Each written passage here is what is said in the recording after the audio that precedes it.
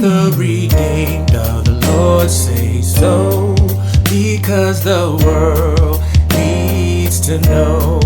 Let the redeemed of the Lord say so, because the world needs to know. Let the redeemed of the Lord say so, because the world needs to know.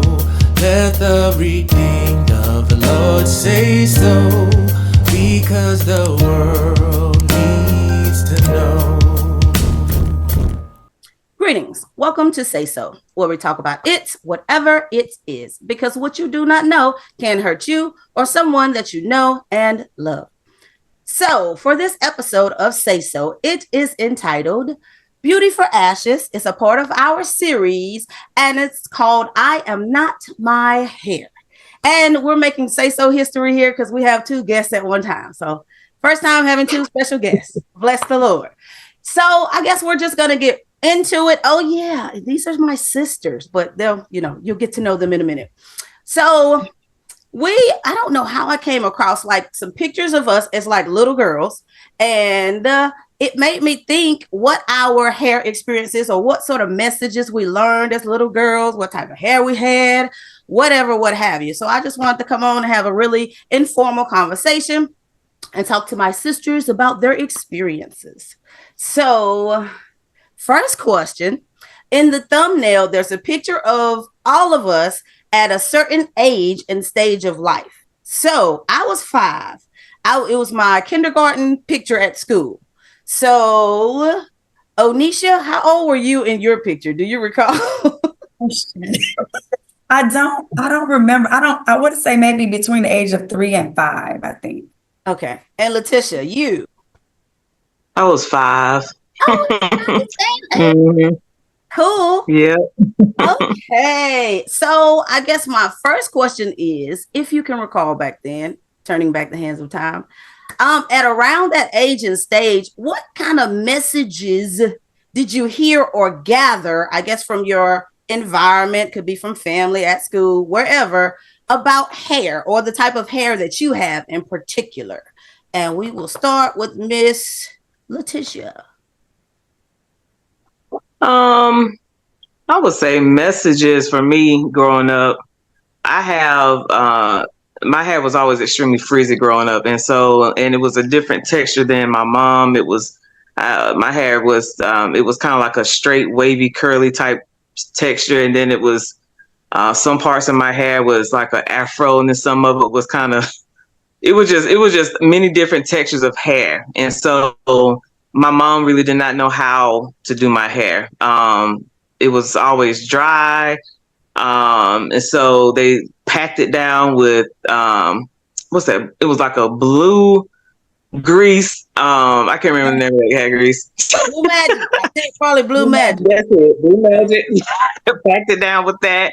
Took a hairbrush and dipped it in some water. And that's how they, tried to tame my hair. So, for me growing up, when it comes to like my hair, it was just more, I went through a lot when it came to being a redhead. Now natural redhead for me was, I felt everybody thought I dyed my hair. And they used to always say, oh, well, she got that good hair and just silly stuff like that. And I never really understood what they meant by quote unquote good hair. I would be like, well, everybody got good hair. If you got, I mean, what is that? You know what I'm saying? Just growing up, and so, but yeah, just with the having to prove, I used to feel like I had to prove to people that my hair was red. So I would walk around the school with baby pictures in elementary school, showing people my hair as a baby with bright red, orangey type color hair. And I just got to a point, I think probably about 6th, 7th grade, where I just got tired of trying to convince people that I was a natural redhead. I said, if you see me long enough, you'll see that my hair is not going to change colors. So I just stopped carrying around that picture, and I said, I'm not going to prove it to anybody.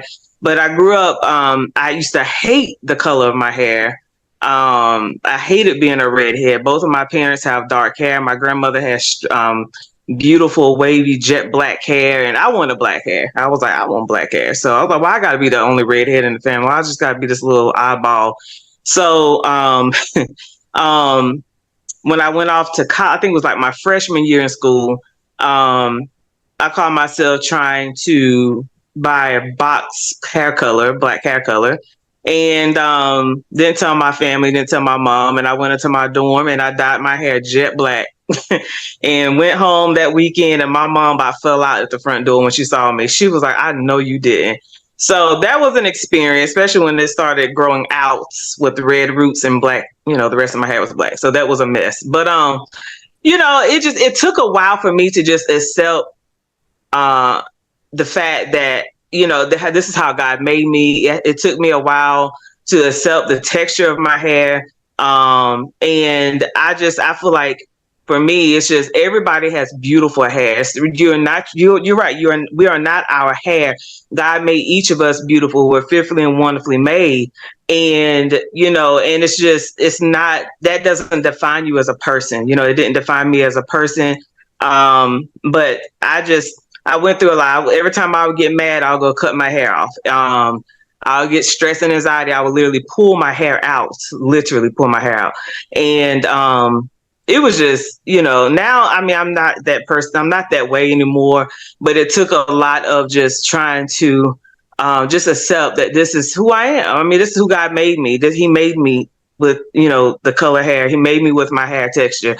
And then, I went through a lot where people will say things like, oh, she got that white people hair and stuff, silly stuff like that. And, and I'm like, no, I don't, and it's sad that people, in society, a lot of times will judge you or look at you and think that you are a certain way because of your hair or because of the texture of your hair. Or think you all of that because of the kind of hair you have, or think you nobody because of your hair. And it's not, and it shouldn't be that way. But we just, for me, I just had to get to that place of saying, I am who I am, who God made me to be, and not what people say, and just embrace it. For me, I grew up, I just got to the point where I accepted my hair. I accepted my texture of hair. I accepted the fact that I am, my hair color. And then the older I got, and then another thing too, I got called names. I used to get called Carrot Top, Strawberry, what else? Little Red Riding Hood, little Big Red, like the chewing gum. You remember the chewing gum back in the day? What else did I get called? Carrot Top was definitely a big one.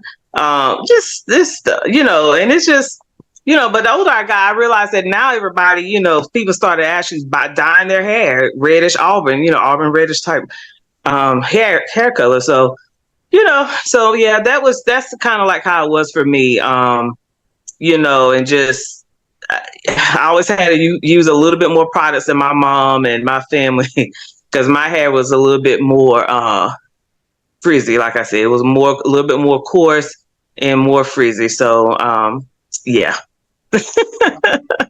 That's extremely thorough. And that actually answers the question that I have, because I have biracial nieces, one in Spain and one in Chicago, and like their hair is not like their mom's either. And I know the youngest one, her mom was like, what do I do with this? Because her hair is frizzy. Like, but for us, like that's the perfect hair because you can straighten it, or when you wash it, it's naturally curly. But they like, I don't know what to do with this because my hair don't do like that. What products do I use? How do I style this? So wow, that's a lot. I often wonder what they're gonna do, but they figured it out, hopefully.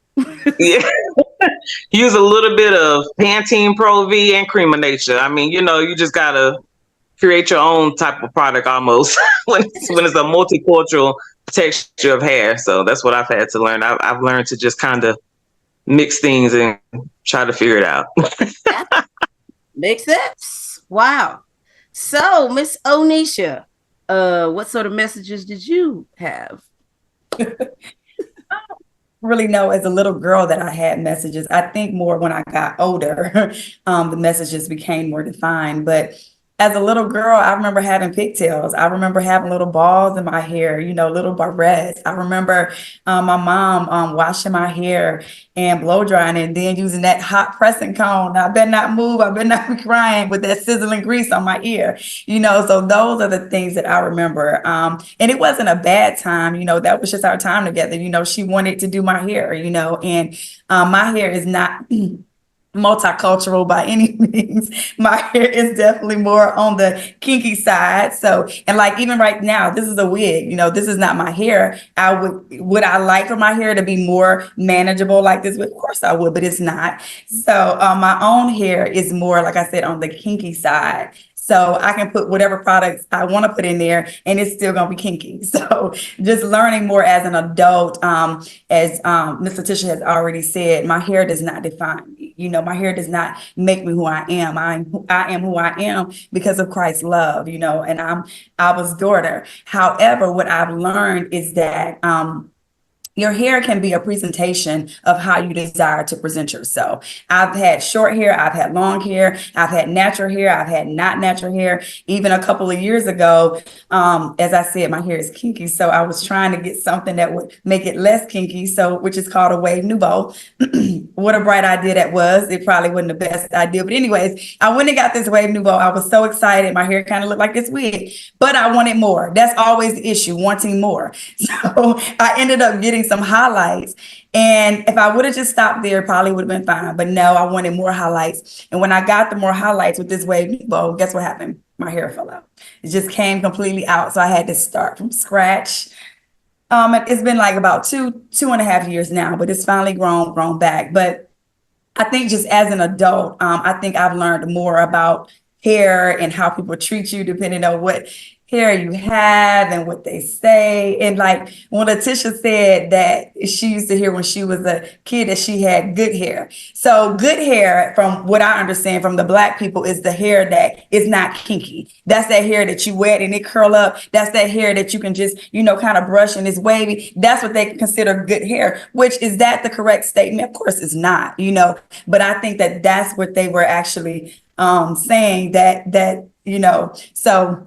And I love your red hair. I think your red hair is absolutely beautiful. Even when I saw your little pigtails, it's like her, So I think that hair, again, is a way for us to present ourselves, but it doesn't define who you are. You have to be comfortable with whatever type of hair that you have. I'm a girl that likes hair. I just like hair. I like different types of hair, different styles of hair. Some days I want to have poofy hair. Some days I want to have long hair. And some days I may want to have short hair.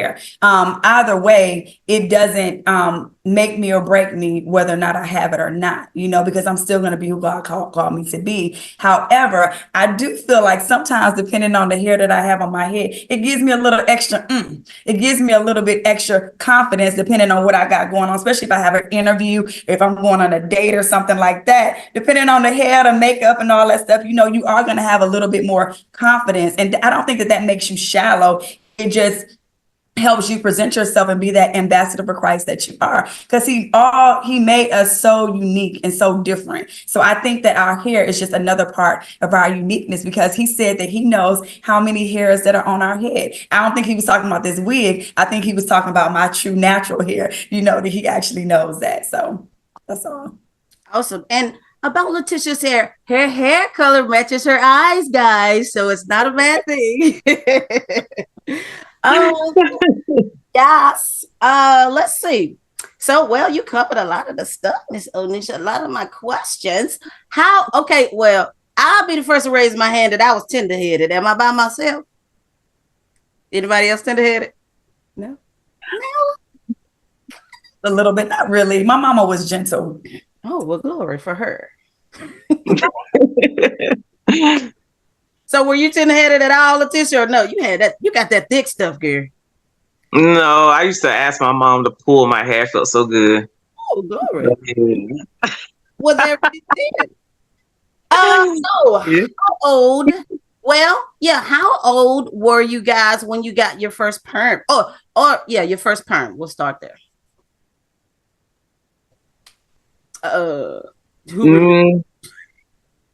I was like 10. I begged my mom for it, and she didn't want to put a relaxing. It was a cream of nature perm, and she did it. And she went and bought the box from Walmart, and I wanted my hair to be bone straight. I love straight hair. I love kinky hair too. I've always wanted my hair to be. I love those tight, coily curls. I just think they're just so pretty. And my curls are kind of flat and wavy. But I wanted my hair at that time to be really, really bone straight. So she went ahead and did the relaxer. And I kept the relaxer in my hair for up until I was probably about 21, 22 years old. Yeah, 23. Yeah. Okay, so you went natural after that? Yeah, now I just flat iron and blow dry and flat iron now. Yeah, got those chemicals out of my hair. That. What about you, Miss Onisha? I think I had a perm maybe like in elementary school or junior high. I don't really remember that part. I remember the Jerry curl that I really wanted. And I remember getting the Jerry curl, and I had this long hair before the Jerry curl, but to get the Jerry curl, I had to cut all my hair off, and I did it because it was the thing to do. And I looked like a boy. I looked like a boy when I cut all my hair off and got that Jerry curl. But I will say this.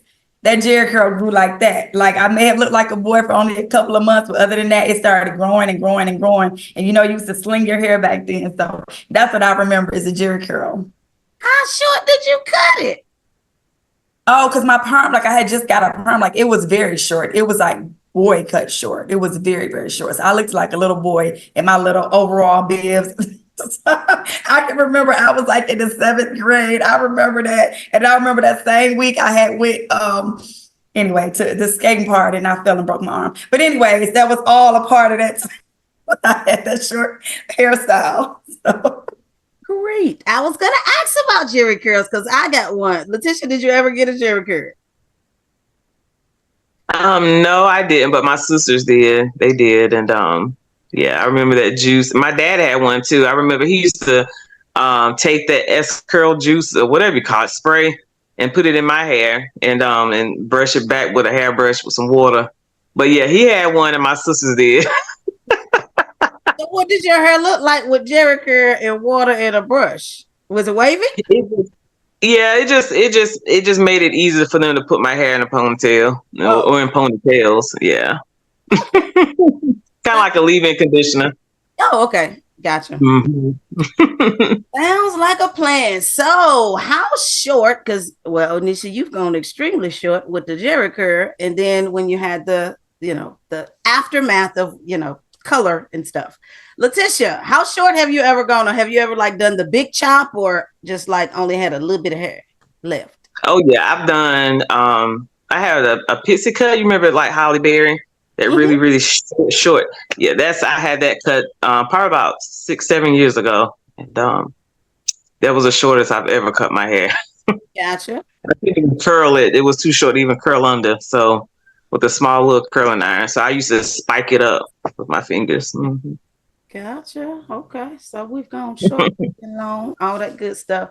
And my last question is, what do you, and you guys have already touched on it a bit, but what do you know now as an adult that you wish you had known then if you had an opportunity to talk to little LaTisha, little Onisha? What do you know now? What wisdom would you share?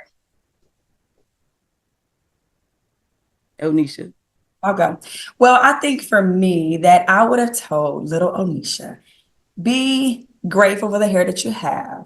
Be mindful of who you allow to get into your head and to touch your hair.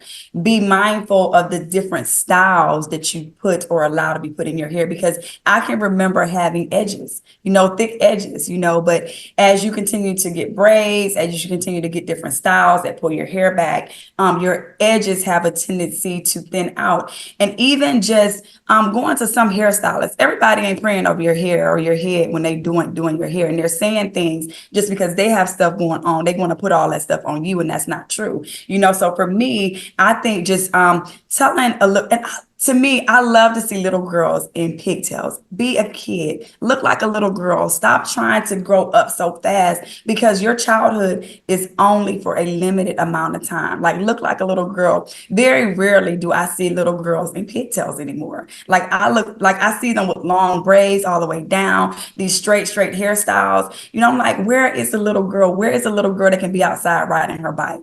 So I would just tell Little Onisha, enjoy the hair that you have, protect the hair that you have, and be mindful of who you allow to be in your head. Good advice. LaTisha. That was good. I would tell little LaTisha to embrace who she is and not try to prove anything to anybody. I would tell LaTisha that you are beautiful just the way you are. Others may see you as weird or different, but it's okay. You are different and you are weird, and that's okay. And just I would tell the LaTisha to just basically just to embrace you and love who you are. Love your red hair. Love your freckles, because I have those too. Just be you. And I will also tell LaTisha to not get a relaxer. And just learn how to embrace her natural curl pattern, her natural hair texture, and find natural hairstyles to wear natural hairstyles. Just embrace the beauty of your hair, the hair that God gave you, and because it's beautiful, and you're beautiful, and just the way you are. And that's what I would tell myself as a little girl. I would definitely encourage her to just encourage her to just love herself, because ultimately that's what it boils down to. We have to love ourselves and accept ourselves. And sometimes that can be the hardest thing to do. But that's ultimately what we have to do, in this walk of self-acceptance, is loving yourself, forgiving yourself, and walking in the beauty that God made in us, and walking that out. So, yeah. Excellent. Well, thank you guys for your time and your stories. So I would just like to give a very special thanks to both of my very special guests, Miss Onisha and Miss LaTisha. And I just want you to remember that until next time, God and only God has the final say-so about where you are now, where you have been, and where you are going. You are simply in the process of becoming who and what God created, ordained, and destined you to be for his kingdom and for his glory. Until next time, miracles and blessings to you today and every day.